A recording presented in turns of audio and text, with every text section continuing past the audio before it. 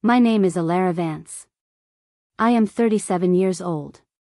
Today, I sit in a corner office overlooking the Chicago skyline, a space built from glass, steel, and a silence that cost me everything. But 20 years ago, I was just a girl in a thin cardigan, standing on a porch in the middle of a November deluge. I remember the smell of wet pavement and the way the streetlights blurred into jagged halos through my tears.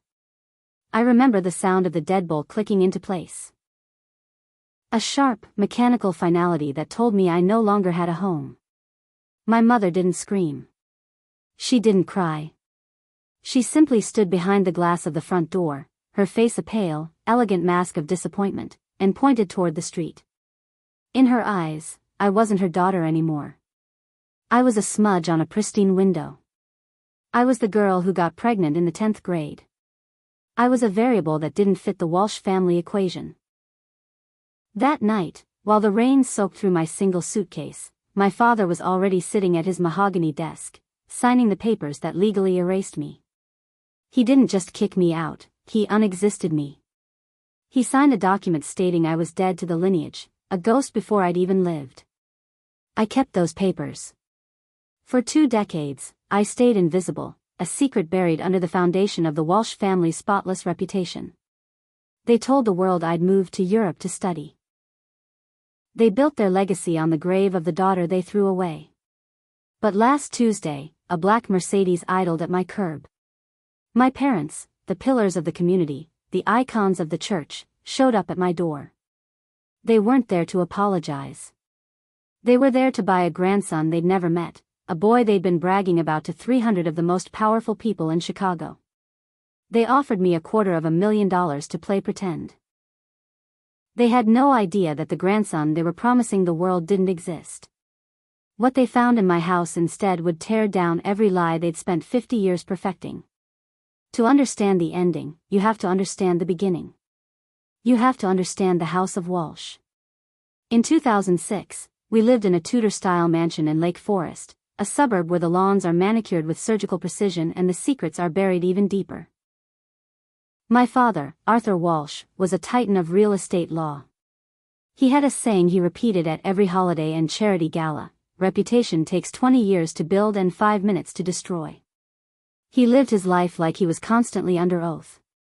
My mother, Diane, was the perennial president of the garden club and the most feared woman in the church pews. Every Saturday night, she would lay out our coordinated outfits for Sunday service. We were a portrait of American excellence, captured in oil and hung over a fireplace that never actually saw a real flame. But every family has a hierarchy, and I learned mine before I learned long division. There was Leo, my older brother, the golden boy. There was Sarah, the beautiful, compliant daughter. And then there was me. I was the surprise. I was born 6 years after my mother thought she was done, a disruption to her carefully scheduled life. In our family photos, I was always the one slightly out of focus or tucked behind a tall vase. My school portraits never made it to the hallway gallery. When I made the dean's list, my father would just ask if Leo had finished his legal brief. I learned to make myself small. I learned that in the Walsh house, love was a currency you earned through performance. I was a low-interest investment they hoped would just stay quiet. I met Julian at the public library. It was the only place where I wasn't the Walsh girl. It was a sanctuary where no one was checking my grades or the length of my skirt. Julian was 17, a kid from the South Side who worked at his uncle's transmission shop. He had grease under his fingernails and the kindest eyes I'd ever seen. He found me crying in the biography section after my mother had forgotten to pick me up from rehearsal for the 2nd time that month. He didn't ask who my father was. He just asked, "Are you okay?" We dated in the shadows for 4 months. He made me feel like a person rather than a disruption. October 28, 2006, is a date burned into my memory. I sat in a gas station bathroom 3 miles from my school, staring at a plastic stick with 2 pink lines. My hands wouldn't stop shaking. When I told Julian, he didn't flinch. He didn't run. He took my hands and said, "We'll figure it out, Elara. You're not alone." I wanted to believe him. But I knew my parents. I knew that for them, the "what will people think" was a much more important question than "are you safe?" I decided to tell them at Sunday dinner. I remember the roast was dry, and the silver clinked against the china with a rhythmic, suffocating precision. My father was talking about a zoning board meeting, and my mother was listing the families who hadn't yet donated to the winter fundraiser. I waited for a lull, my heart hammering against my ribs like a trapped bird. "I have something to tell you," I whispered. The table went silent. I told them I was 8 weeks pregnant. I told them his name was Julian. I told them he worked at an auto shop. The silence that followed lasted exactly 11 seconds. I counted every heartbeat. Then, my father stood up. He didn't look at me with concern. He looked at me like I was a defect in a contract. "You will not keep it," he said, his voice as cold as a winter lake. "You will not destroy everything we have built." When I told him I wouldn't give up my baby, he looked at me like I was a stranger. "Then you are no longer a Walsh." By 9 p.m., I was on that porch. By 10 p.m., I was sitting in the cab of a rusted truck, watching my home disappear in the rearview mirror. I thought that was the end of the story. I thought I'd been erased. But survival is a strange thing. It makes you sharp. Julian and I moved into a studio apartment above a laundromat. It smelled like industrial bleach, but it was ours. My father mailed me a copy of the disinheritance papers 3 days later, certified mail, signature required. He wanted to make sure I knew exactly how little I was worth. The document was 3 pages of legal jargon stating that I forfeited all claims to the estate and that the family bore no obligation to me or any dependents. My unborn child was reduced to a legal clause before she even had a name. Maya was born on a Tuesday in July. She had Julian's dark curls and my stubborn jaw. She came into the world screaming, and I whispered to her, "Good. Never let them make you quiet." We lived on ramen and day-old bread. Julian worked double shifts while I finished my GED at night. I started doing small design projects, staging apartments for a local realtor who took a chance on me. I had an eye for it. I knew how to make a space feel like a home because I had spent so long without one. Then, the world shattered again. March 2011. Julian was driving home from the night shift when a delivery truck ran a light. He was 22. Maya was 4. The life insurance policy paid out exactly $10,000. That was the price of a good man's life. I was a 22-year-old widow with a 4-year-old daughter and absolutely no one to call. I stood in that small apartment, looking at the city lights, and I realized I had 2 choices. I could go back to Lake Forest and beg for a scrap of the Walsh fortune, or I could build a fortress they could never touch. I chose the fortress. I poured every cent of that money into Vance aesthetics. I worked until my eyes bled. I met a mentor who saw a raw diamond in a girl with a portfolio full of thrift store photos. By 2018, I had 10 employees. By 2022, I was on the cover of Chicago Business. The headline read, "The Invisible Icon." I told the journalist I was estranged from my family, but I never gave their names. I wanted to protect Maya. I didn't want the Walsh shadow to touch her light. But shadows have a way of stretching. Last week, as I pulled into my driveway, I saw the town car.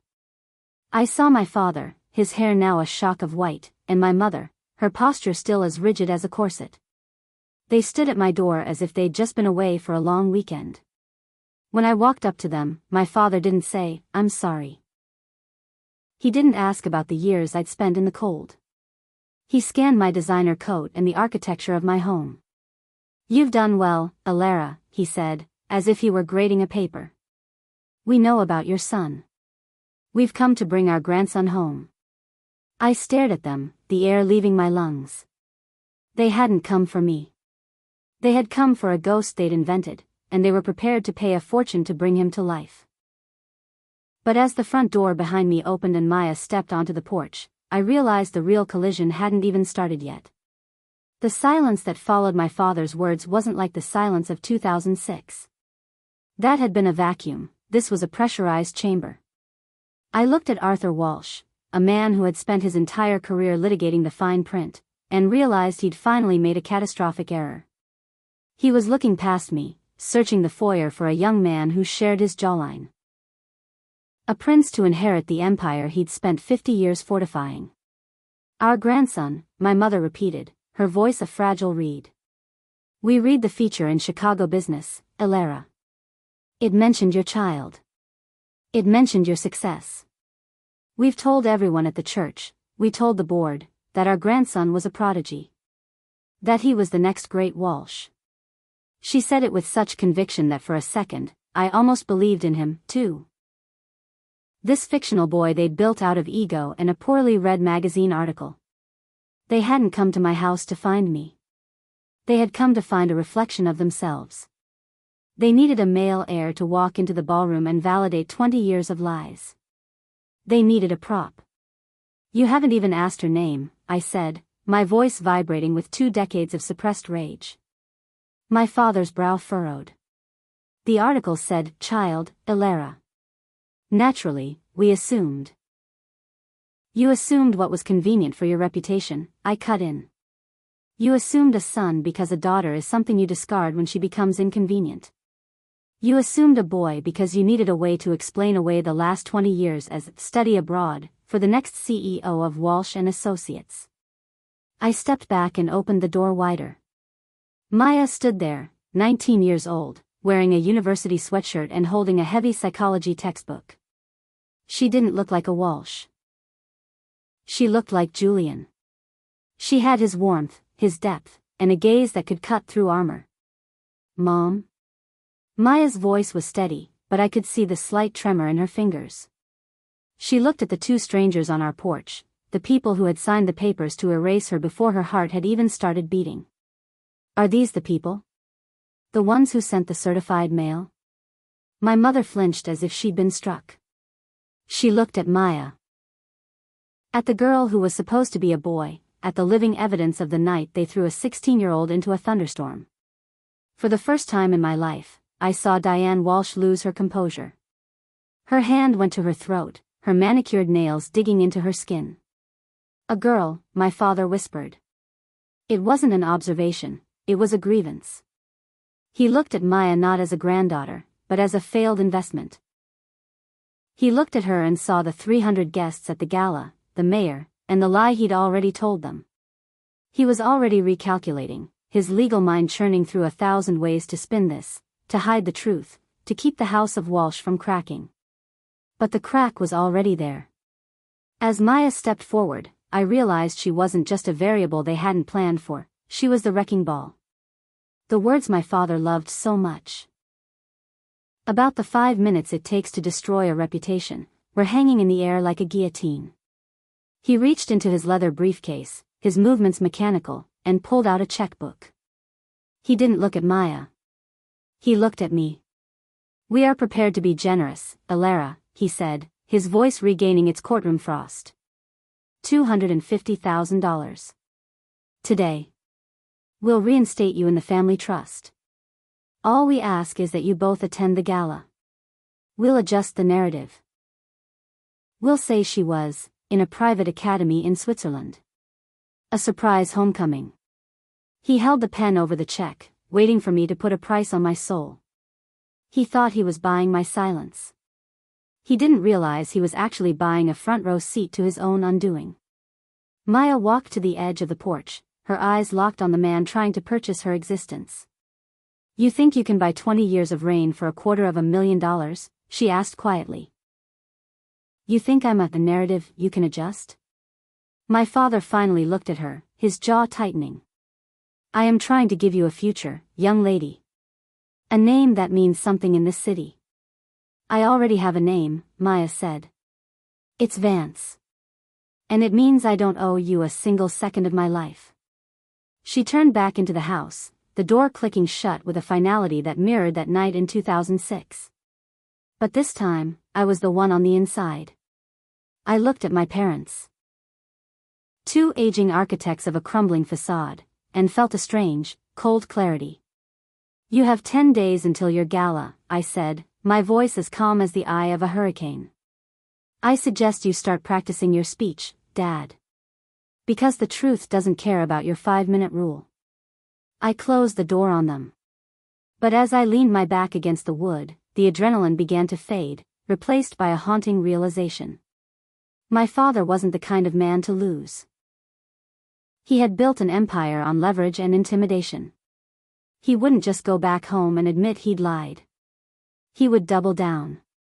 He would find another way to force us into that ballroom, even if he had to burn everything I'd built to do it. I walked into the kitchen, where Maya was sitting at the island, her head in her hands. The erasure papers were still in the glass frame on the wall, a constant reminder of what they were capable of. I took the frame down, my fingers tracing the cold glass. "They won't stop, Mom," Maya whispered without looking up. He looked at me like I was a mistake he could settle out of court. "I know," I said. But he forgot one thing. "What?" "He taught me how to fight." I pulled out my phone and dialed a number I hadn't called in a year. Sloane answered on the second ring, her voice sharp and perceptive. "Elara? You sound like you're about to start a war." "I'm not starting one, Sloane," I said, looking at the legal document in my hand. "I'm just finally showing up to the one that started 20 years ago. I need a favor. I need the guest list for the Walsh anniversary gala. And I need to know exactly who is handling their live stream."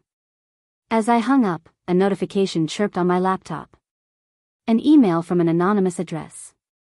No subject.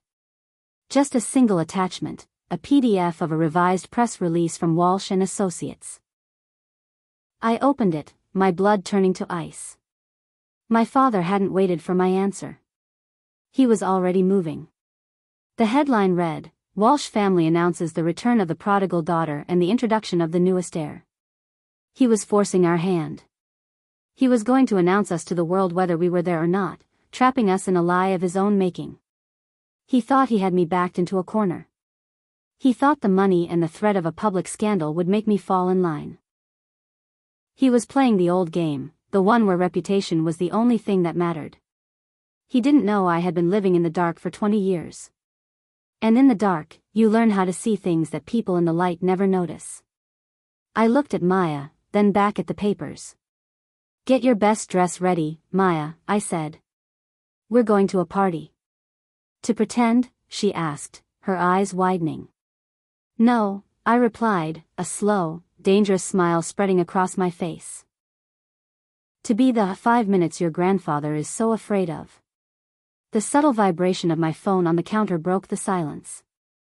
"A text from an unknown number. I saw them at your door.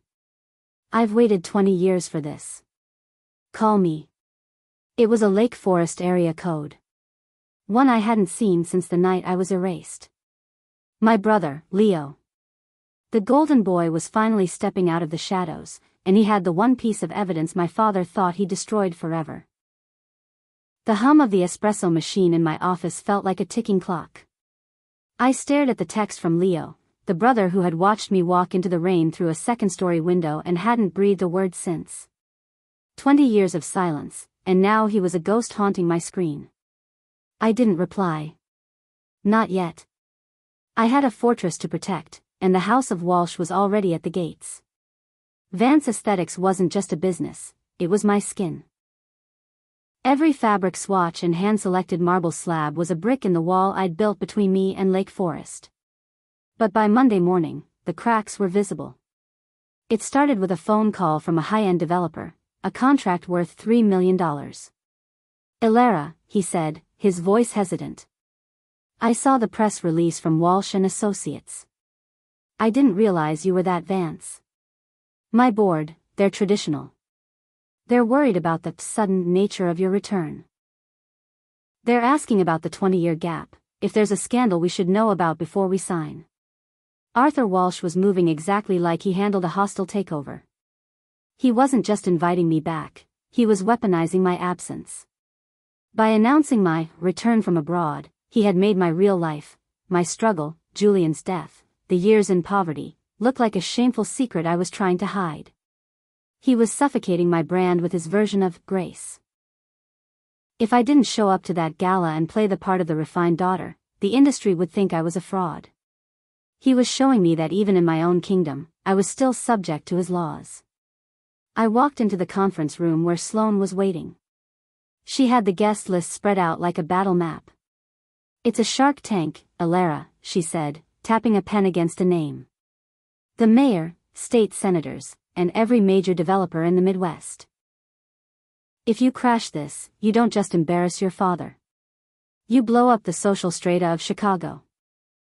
"I'm not crashing it, Sloane," I said, leaning over the table. "I'm the guest of honor. My father made sure of that." I looked at the names. These people didn't know Elara Vance, they knew a ghost. They knew the version of me that Arthur Walsh had edited for public consumption. "I need the technical specs for the ballroom." My father mentioned a live stream for the church. "Who's the vendor?"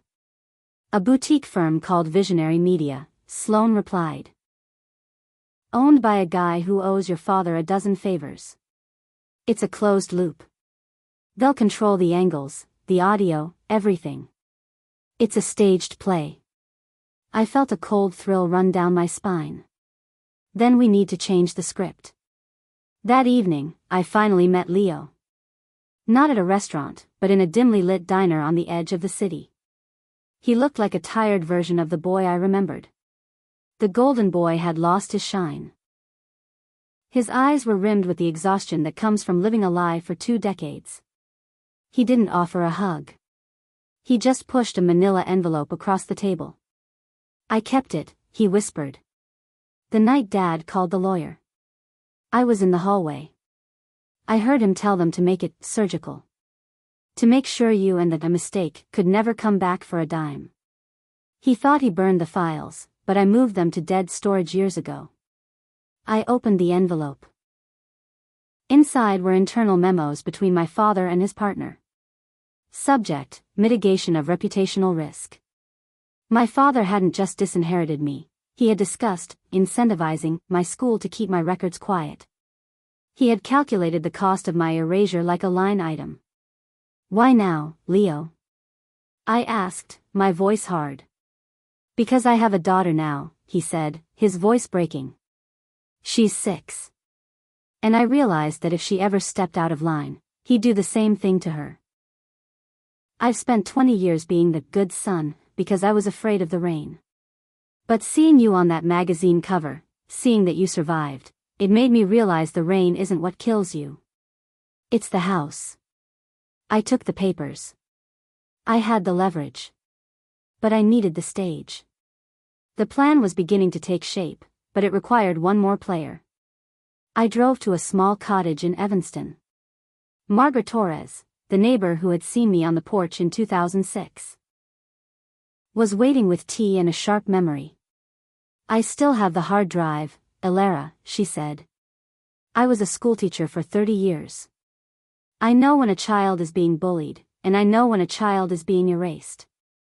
I saved that security footage because I knew, one day, the truth would be the only thing you had left." She handed me a thumb drive. "It's grainy," she warned. "But the timestamp doesn't lie. 9:17 p.m. November 14th. The night they told the world you were flying to Paris."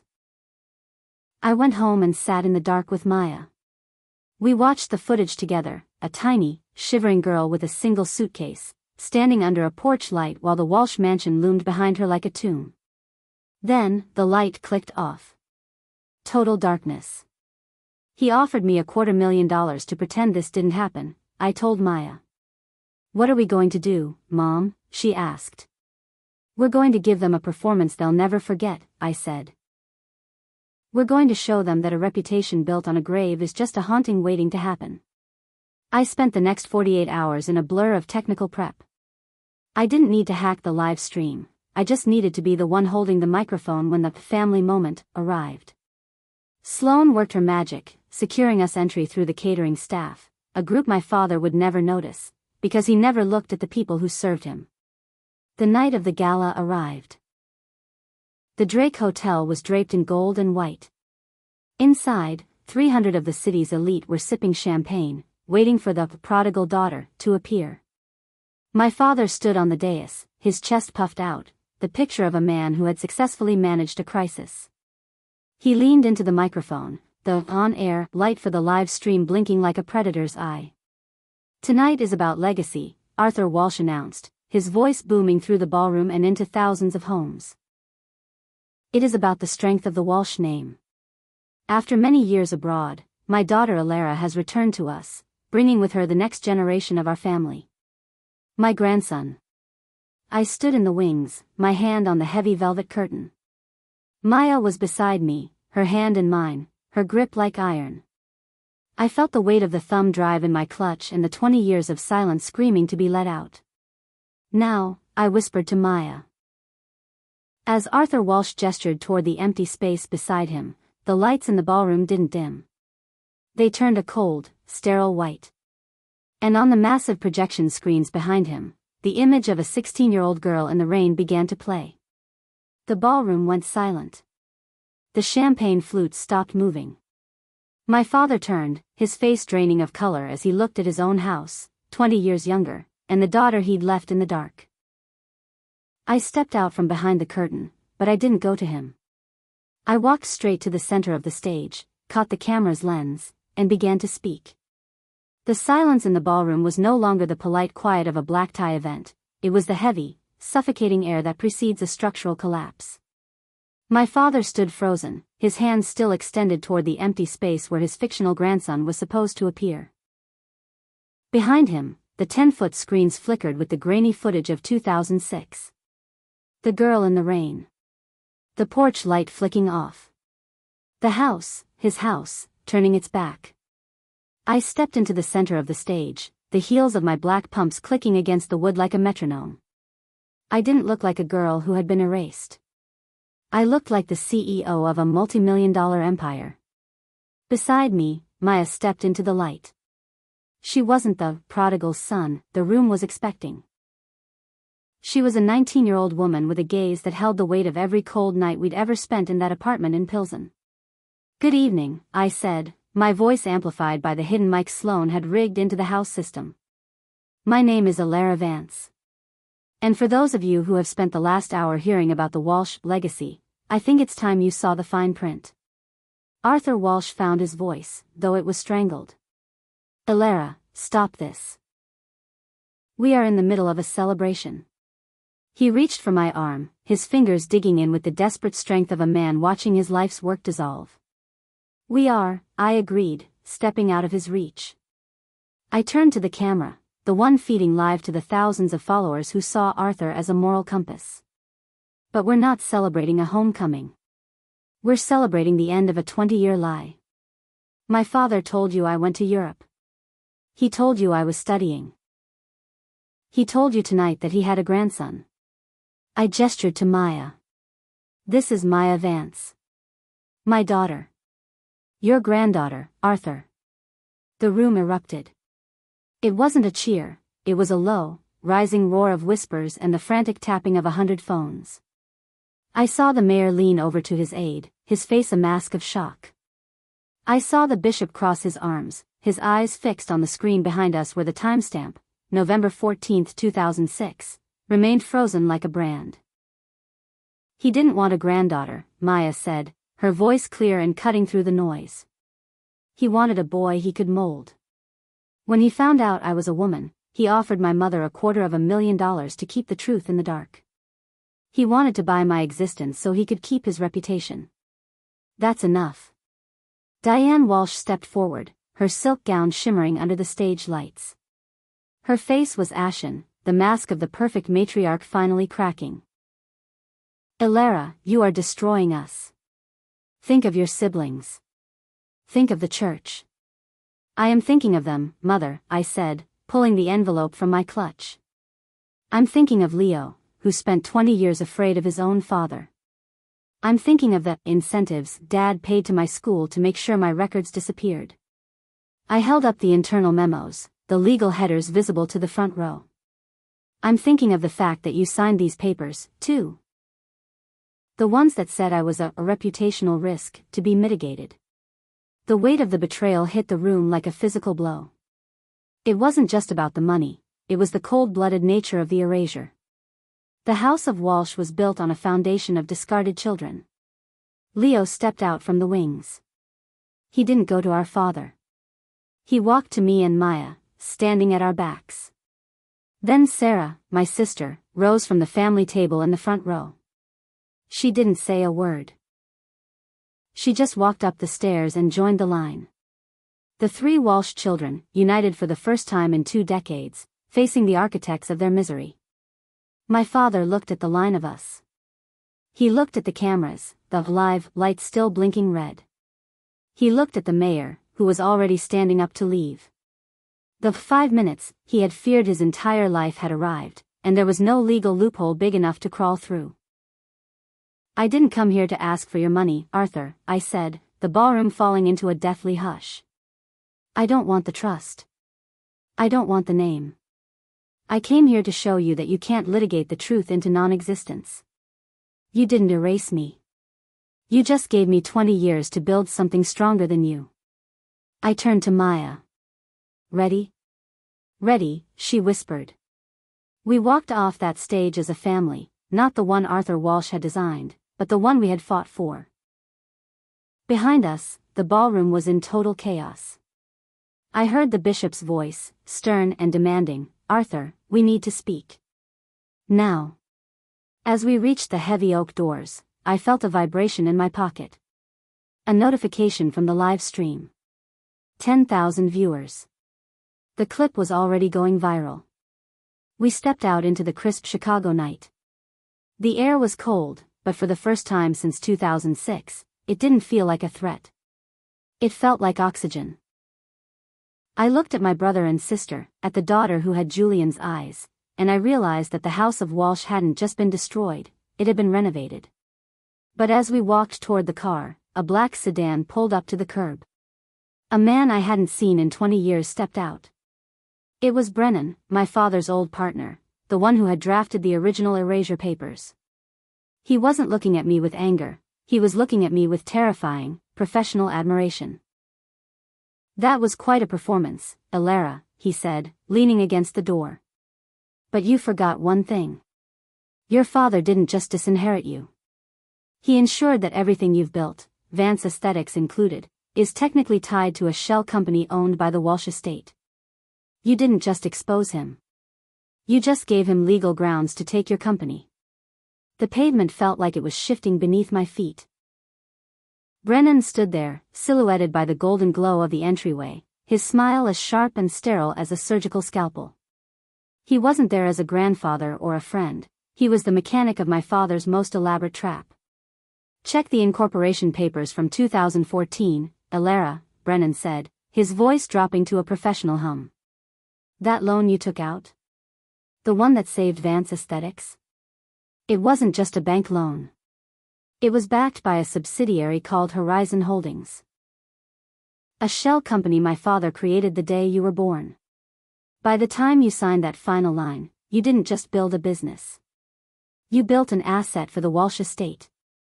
I felt the oxygen leave my lungs. Every late night, every hand-selected fabric swatch, and every drop of sweat I'd poured into my company hadn't been for me. It had been a long-term investment for the man who had kicked me out in the rain. He hadn't just erased my past, he had pre-purchased my future. "He doesn't want the money, Elara," Brennan continued, stepping closer. "He wants the leverage. He wants you to walk back into that ballroom, take back everything you just said, and tell the live stream it was a performance piece gone wrong. Do that, and Horizon Holdings dissolves. Vance Aesthetics stays yours. Refuse, and by Monday morning, I'll be the one signing the paychecks for your employees." I looked at Maya. Her face was pale, but her eyes were twin fires. I looked at Leo and Sarah, who were standing frozen, caught between the thrill of rebellion and the crushing weight of our father's reach. Arthur Walsh didn't play for reputation, he played for total ownership. "Mom?" Maya whispered. "What do we do?" I looked back at the hotel doors. I could hear the muffled roar of the chaos inside, the sound of a legacy tearing at the seams. My father thought he had me. He thought that because he owned the paper, he owned the person. He thought I was still that 16-year-old girl who needed his permission to breathe. He's right, Brennan, I said, my voice cold and steady. He owns the shell. He owns the debt. He owns the corporate registration of Vance Aesthetics. Brennan nodded, reaching for his briefcase. I have the retraction statement right here. We can go back in now. But he doesn't own the talent, I said, stepping toward him until I was inches from his face. He doesn't own the client list that only answers my personal cell phone. He doesn't own the 22 employees who stayed with me when we were working out of a closet because they believe in me, not a shell company. And he certainly doesn't own the truth. I pulled my phone from my clutch and looked at the live stream. It had hit 50,000 viewers. The world was watching. If he takes the company, he takes an empty building, I said. Because tonight, I'm announcing a new venture, Maya and Elara. And every single person in that ballroom is going to watch me walk away from his holdings with nothing but my name. Let him sue me for a name he spent 20 years telling people didn't exist. I turned my back on Brennan and walked toward the car. I didn't wait for his reaction. I didn't need to. The fallout was a nuclear winter for the House of Walsh. By midnight, the clip of the grandson reveal was the #1 trending video in the Midwest. By 2 a.m., the Horizon Holdings leak, provided by Leo from the firm's dead storage, was being picked up by every financial news outlet in the city. It wasn't just a family scandal anymore, it was a predatory lending scandal involving one of the city's top attorneys. Arthur Walsh resigned from the bar on Monday morning. The personal reasons cited in the press release were transparent to everyone with a screen. The church board didn't just ask him to step down, they issued a formal apology to the Vance family for 20 years of complicity. But the real ending didn't happen in a courtroom or a ballroom. It happened 3 weeks later, on Thanksgiving. My dining table, the one I'd refinished with my own hands, was full. Maya was at my right, Sloane at my left. Leo and Sarah were there with their children. The cousins Maya had never known she had. Even Mrs. Torres had come, sitting in the place of honor. There was no gold-leafed china. There were no coordinated outfits. There was just the sound of real laughter and the smell of a house that finally felt like a home. My phone rang during dessert. My mother. Elara, she whispered, her voice sounding like dry leaves. I've watched the video 20 times. I keep looking at Maya. She has your father's chin. But she has your heart. I didn't say I forgave her. I didn't say it was okay. Because it wasn't. Why are you calling, Mom? Because your father is. He's quiet now, she said. The house is so big, Elara. And it's so empty. I realized that for 50 years, we built a museum. And now, I'm the only one left to walk through the halls. I hope you find what you're looking for, Mom, I said quietly. But I have to go. My family is waiting for me. I hung up. I didn't feel the sting of the rain anymore. I didn't feel the weight of the erasure. I looked around the table at the people who chose to be there, not because of a trust fund, but because they wanted to be seen. 20 years ago, I thought my life ended on a porch in Lake Forest. I was wrong. It was just the first draft. As Maya raised her glass to the family we build, I realized that some things have to be destroyed so that something real can grow in their place. That isn't a happy ending. It's a true one. And in the end, the truth is the only legacy that actually lasts. Thank you for watching. Subscribe Family Files for more.